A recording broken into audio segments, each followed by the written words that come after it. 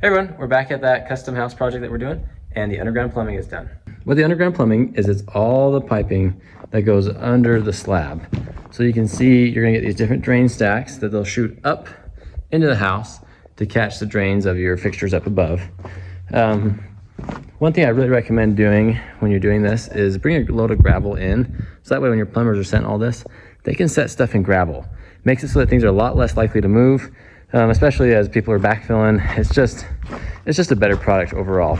Another thing that you need to consider is where do you want things in the future? So we have a future bathroom planned over here. You also see a floor drain from the mechanical room. 2 more stacks coming up over there.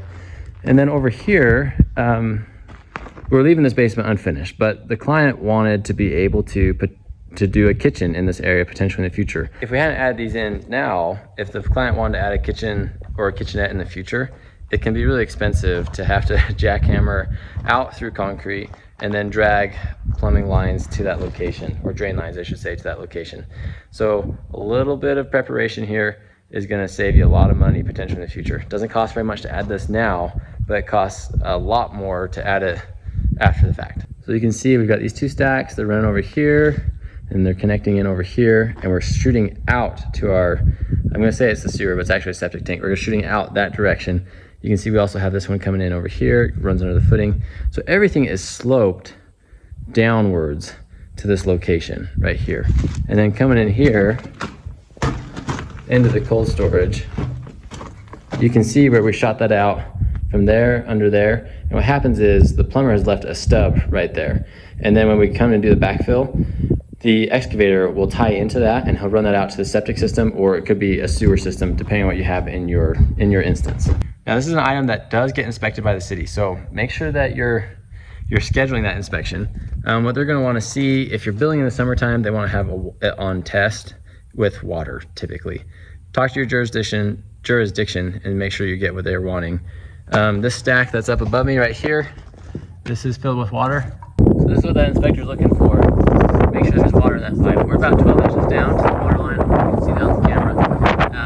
This has been set in, so it's Wednesday. We had the 4th of July yesterday, and they did this on Monday. So it's been sitting out here in the hot sun. A lot of times they'll leave just a little bit extra water where you can top it off, just in case you need to. Oh, just blew up on my pants. That's perfect. But you can see right here, you know, topping that off right there. You can see those bubbles, but yeah. Looks like it's holding water, so that's a really good sign. You're gonna have some of this evaporate out just from the heat, so that's why they leave a little bit extra. Or if it's all gone, you have a problem because it's leaking, so you'd have to get that fixed. So this is all filled with water right now to make sure there's no leaks.